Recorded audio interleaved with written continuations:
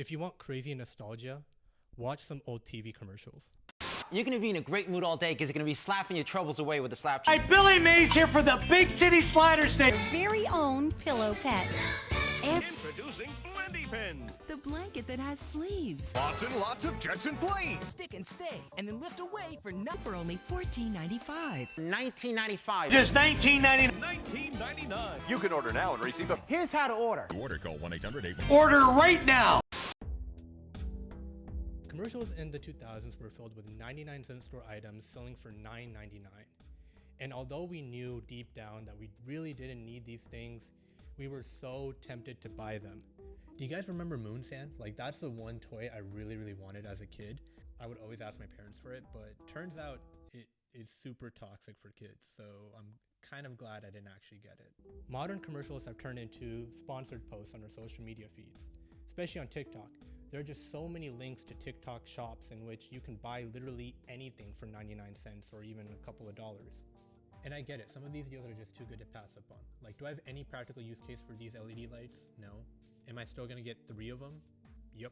But once you receive them, you realize why they're so cheap in price. It's because they are cheap. They're cheap in quality, they're cheap in design, they're cheap in utility. These things don't really have value once you buy them, but value doesn't just come from the price tag. This pan right here is called a tava. It costs about $1, and my mom bought it at a flea market a couple months after she got married in India. When we decided to move to the US, we packed everything we had into 6 suitcases, including this pan, moved to San Diego, and started our new lives. That first home-cooked meal we had at our new apartment was made with this same tava. It definitely is cheap, but I'm never ever gonna throw it away. Its story, its journey, the experiences that we have with this seemingly mundane item, it makes it more significant, more valuable to us. I'm 26 years old, and I'm asking a lot of questions. I'm thinking about the trajectory of my life so far, the path that I'm currently on, and in all of this, I think about my life story, my life's journey. And sometimes I ask myself, if my life was advertised in a commercial, would I even buy it? If I broke up my life into little chapters and I saw a commercial for each chapter, how much would I even pay for it? 99 cents? $9.99? $99? And to be completely honest, I don't know if I would buy all the chapters. Now, don't get me wrong, I love life. I enjoy the day-to-day through the habits that I have, the people that I've met, and the experiences that I've gone through. But there's this dormant feeling, this weed that sprouts out from here and there in my day-to-day life, in which I'm sort of questioning the path that I'm on. The expectations that I had of where I should be in life and where I currently am don't align. Of course, I know I'm in my 20s and I'm pretty young, but I feel like a majority of us have these questions. Should I always be feeling this discontent, this dissatisfied with the direction of my life? Turns out, sort of.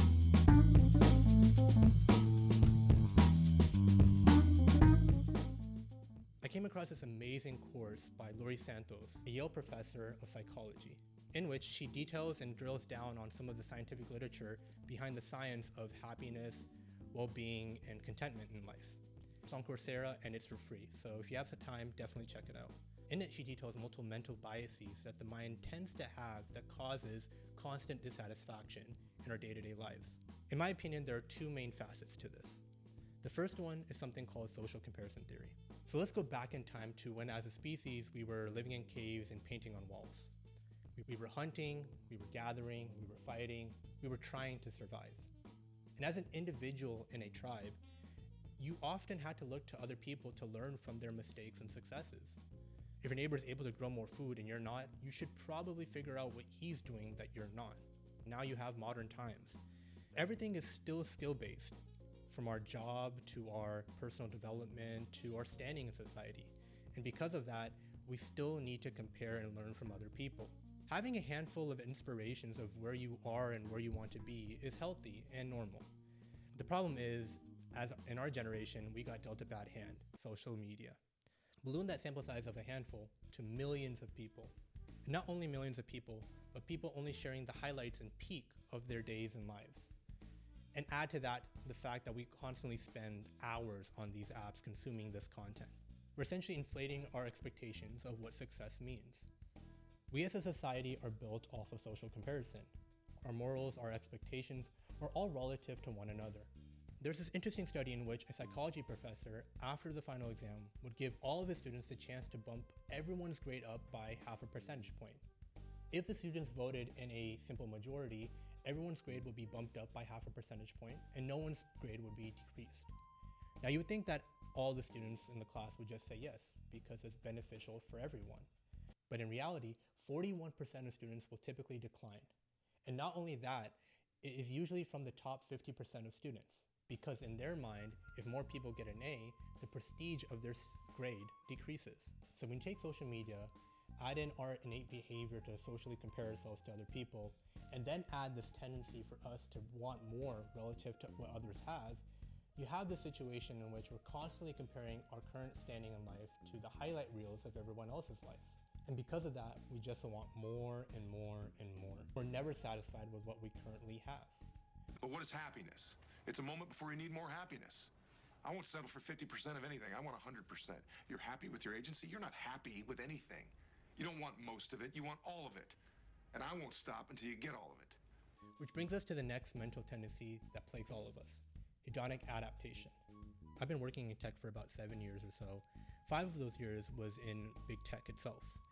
Before actually joining one of these companies, I remember everyone was raving about the perks and the prestige of working at Thank. Laundry service, the micro kitchens, the gym, the amazing snacks, the massages. I mean, students would literally do anything to get into one of these companies. And also, it's a good padding on your resume as well. But ask any ex-employee of one of these companies and they'll say the same thing. The effect usually wears off after 2 weeks, and the prestige that you have from the company does help you, but in the long term of things doesn't really add to your happiness. That's because we adapt. Humans are amazing at adapting and getting used to things, normalizing our lifestyle so that there is stability. This happens with the bad things in our life, but also the good things. And I think that's where the concept of first world problems come in, right? Problems that we see in our day-to-day life might actually be luxuries for other people. And the only difference is the frame and lens in which we view said problems. Now, I don't think the solution in all of this is to not have ambition or to not strive to get all of these great things that life has to offer. All I'm saying is fine dining isn't so fine anymore once you have it every single day. So I mean, all this stuff is happening, right? We're constantly comparing ourselves to one another. We get used to the things that we have in our life. What's the solution to all this? There are 2 things that I'm personally trying to implement more into my life. The first thing is investing in more experiences. I started solo traveling last year and it has been amazing. I went to Australia for the first time and I'm dying to do my next trip later this year. I think traveling in particular changes the frame in which you view your life from. You're exposed to an abundance of people that have a plethora of different life experiences, stories, and journeys that change the frame in which you view where you currently are in life and what your potential expectations could be of the future. Secondly, indulge. And what I mean by indulge is do things that you truly like to do and only do for your enjoyment. Be very selective about the things that you spend your time on. I mean, it's always nice to have, 10 different hobbies, but sometimes just having 2 or 3 that you really spend a lot of time in does the trick. I recently started reading again and it's been such a fun experience. This book, The Sword of Kaigen and Babel are 2 of my favorites that I've recently read. There's also this non-fictional book called The Gatekeepers that details out the chiefs of staffs of all the most modern presidents and stuff. Super interesting as well. Another one of these activities is boxing. I started a couple years ago and it has been such a great form of working out and getting in shape, but also learning. There's so many different facets of the sport, from the physicality of it to the strategic aspects of it, that when combined make you appreciate the sport infinitely more. There's this saying that you should live your life like a movie, or you should be writing the obituary to your life.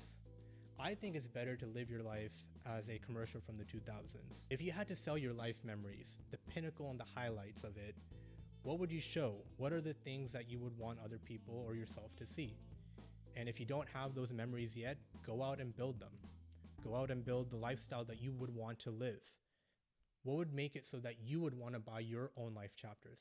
Because in the end, you only need one buyer for your product. And that one buyer is you. you.